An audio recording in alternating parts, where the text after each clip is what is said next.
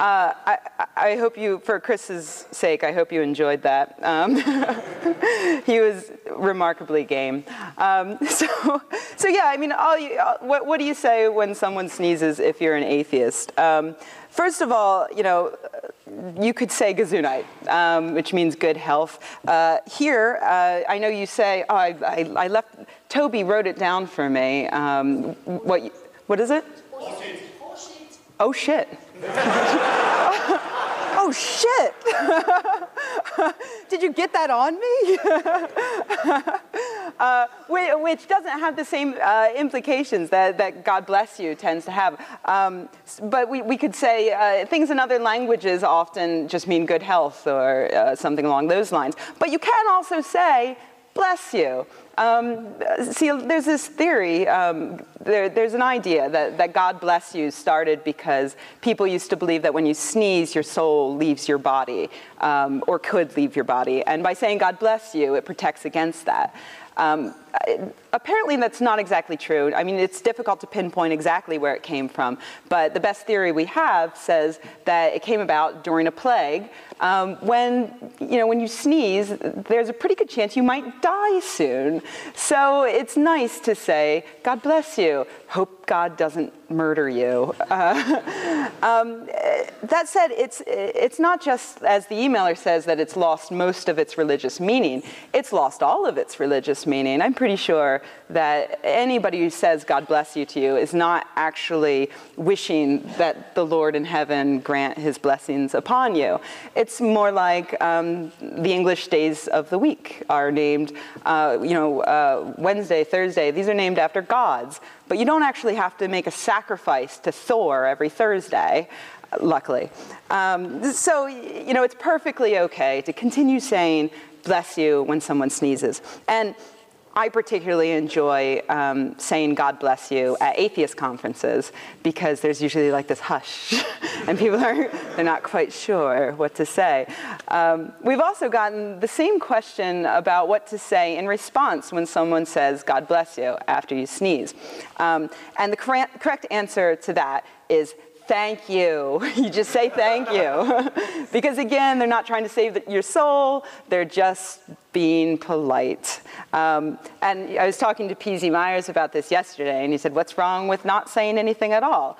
Well, there's the movie. You might not end up in Grandma's will. So, sure, you can see it's very important. And obviously, so these movies are going to be a bit over the top. But each one actually does relate to a real situation, I assure you. So next up is probably not going to play again. No, of course not. Why would it play? That would be too easy. Here we go.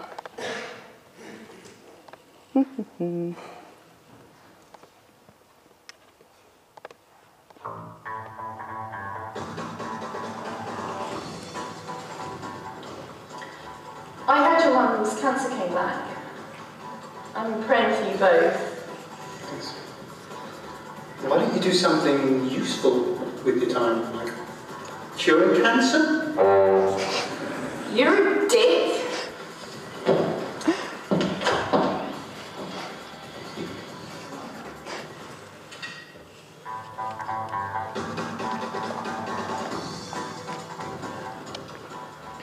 I heard your mum's cancer came back.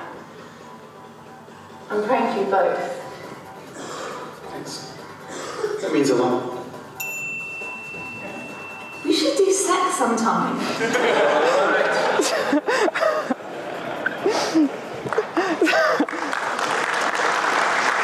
Thank you. That, of course, was D.C. Turner making a starring role. He's the guy, if any of you come to TAM London in October, which I hope you are, he's the guy who is working on Tim Minchin's Storm animation right now. And now we find that he has other talents as well.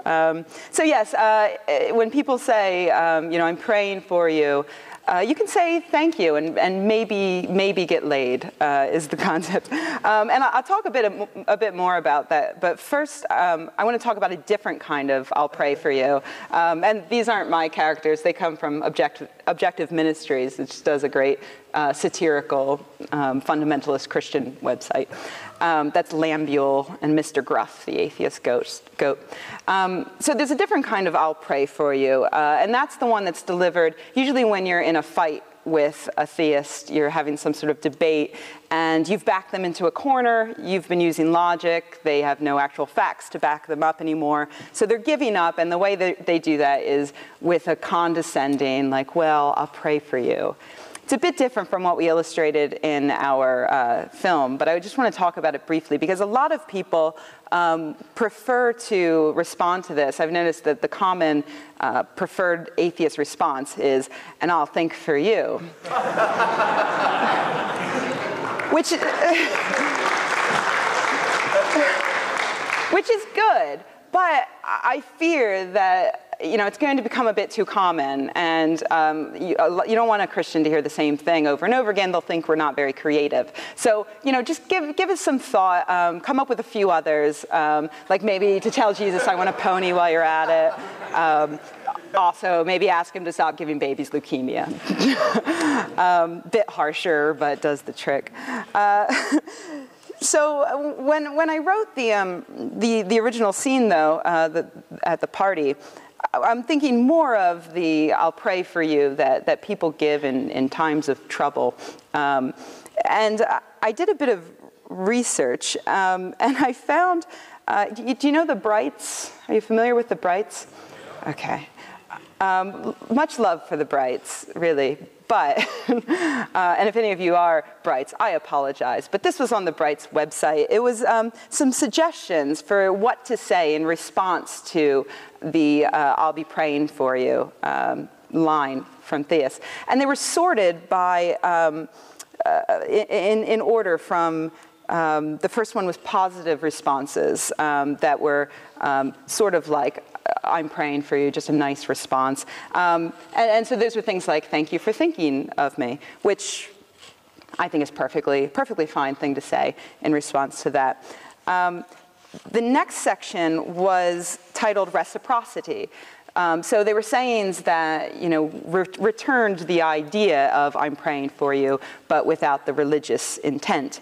And their suggestion for that was the general affection is mutual, which, I mean, is totally fine if they're praying for your success in the upcoming robot revolution, but maybe a bit stiff, I think.